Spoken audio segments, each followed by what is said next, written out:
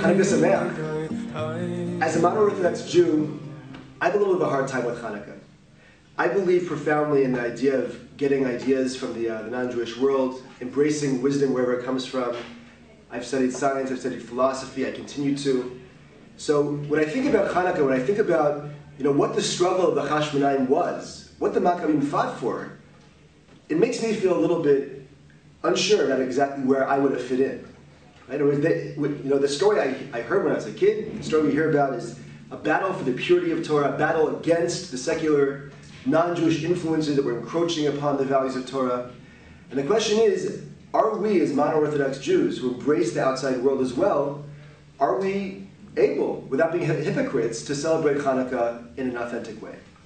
This isn't a question that I alone struggled with. It's a question that Rav Kook and many other of the great Gedolim throughout the generation struggled with.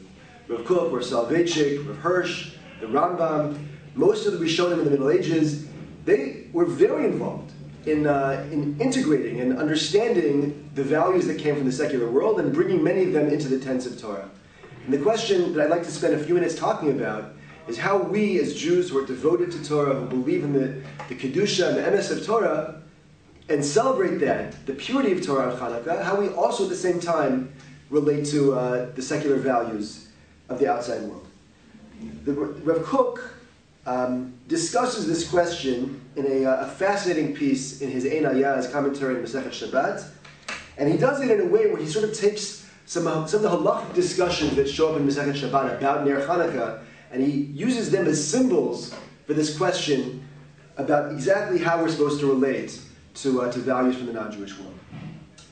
He's discussing the Gemara that talks about the oils and the wicks that are used for the Ner Chanukah. And the Gemara says, in its conclusion, that the oils and the wicks that we use for Ner Chanukah do not need to be as high quality as the oil and the wick that's used for a Ner Shabbat. Even on Shabbat, even if you're lighting a chanukiah that's going to be burning on Shabbat, nonetheless, you can use a subpar, a lower standard oil and a lower standard wick to light the Ner Chanukah, and the reason given is twofold. Number one, the Gemara says, this is Rav, the Amora Rav, he says, number one, the halacha is kavta ein zakukla. That if the light of the Ner Chanukah goes out, if you lit it in a proper way, but for some reason a hurricane comes along and blows out the fire, you have no obligation to relight the fire. That's number one. Number two is that asur lishtamesh la'orah. The halacha is you're not allowed to benefit from the light of the chanukiah. Right? If you want to learn Torah and the room is pitch black, you can't sit by the Ner Chanukah and learn Torah. That's why we have a shamash, right? So that if we ever do by accident benefit from the light, it's really the light of the shamash. Okay, so Rav Kook wants to understand, number one, why would it be that if the light of the Ner Chanukah goes out, why would it be you have no obligation to light it again? Number two, why is it that you're not allowed to use that light for practical purposes?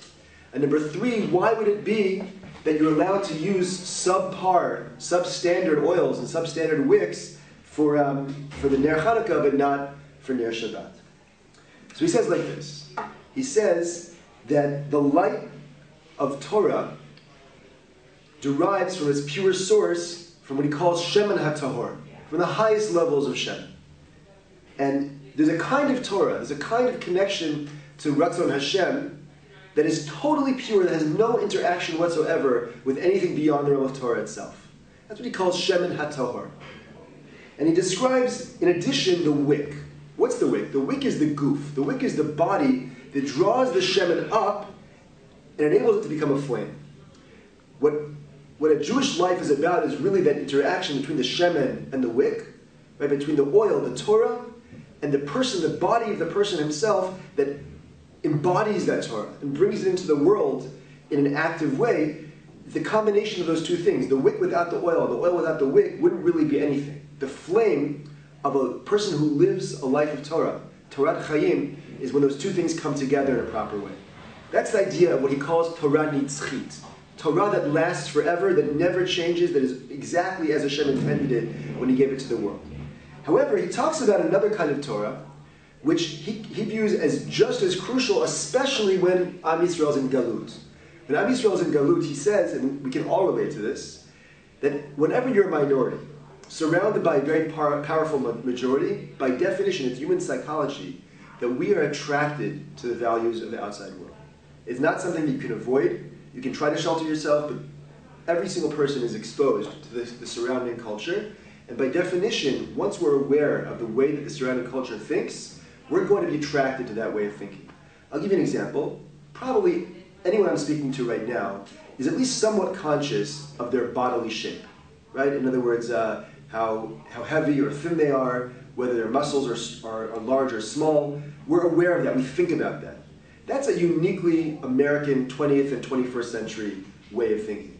There were many, many generations in the non-Jewish world, not just the Jewish world, where people didn't really care how big their muscles were. That wasn't on the radar screen of most individuals. Right? Part of our consciousness of ourselves is shaped by the world we're around. Whether we try to be aware of that or not, it's just part of what it means to be immersed in that culture. I'll give you another example. Most of us probably have leanings towards appreciating democracy. Right? Democracy itself doesn't have clear roots in Torah. Nonetheless, I would wager that most American Jews, even those who feel themselves very loyal to Torah, definitely identify with a lot of democratic values, supporting minority rights, protecting people from oppression, due process, all the things that come about in the secular democratic society of America. Many of us identify with these things in a very powerful way. Right? So all of us are impacted by the ideas of the majority. Rav Kook says as follows. God, when He sent Am Yisrael to Galut, knew that psychological reality, being attracted to majority values, is what was going to happen. That's by nature what it means to be in Galut. And for that reason, when He wrote the Torah, when He gave the Torah to Har Sinai, He included within the Torah facets that would resonate with the values of the outside world throughout the generations.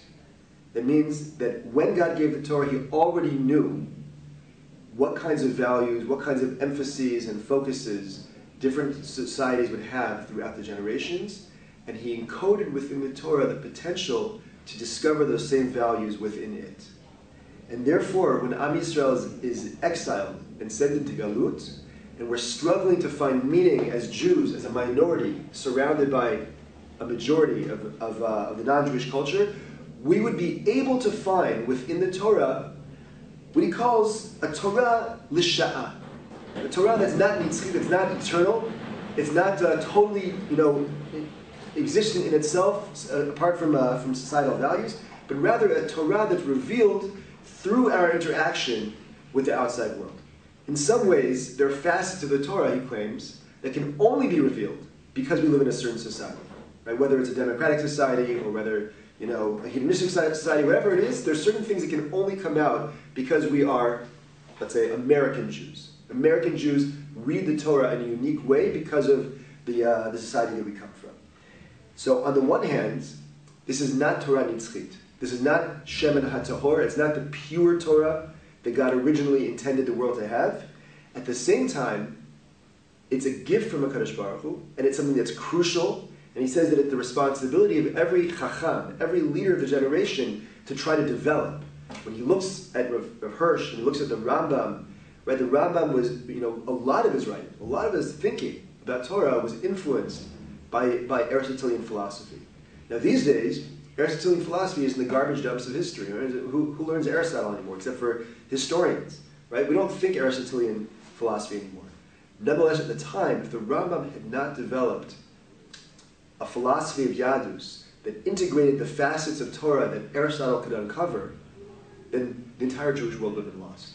Whereas the onslaught of just peer pressure, of societal pressure to think like Aristotle was so powerful. If the Rambam hadn't uncovered those facets of Torah, then at that time, Am Yisrael would have been lost.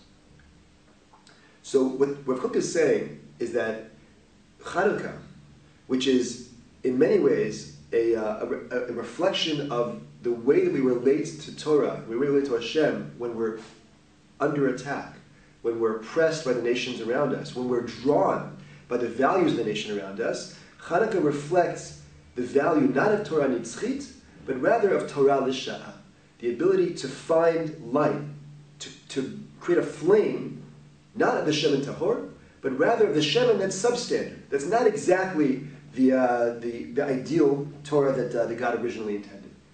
And that's why kavta eino zakuk la, that once the fire goes out, there's no value whatsoever to relighting it again.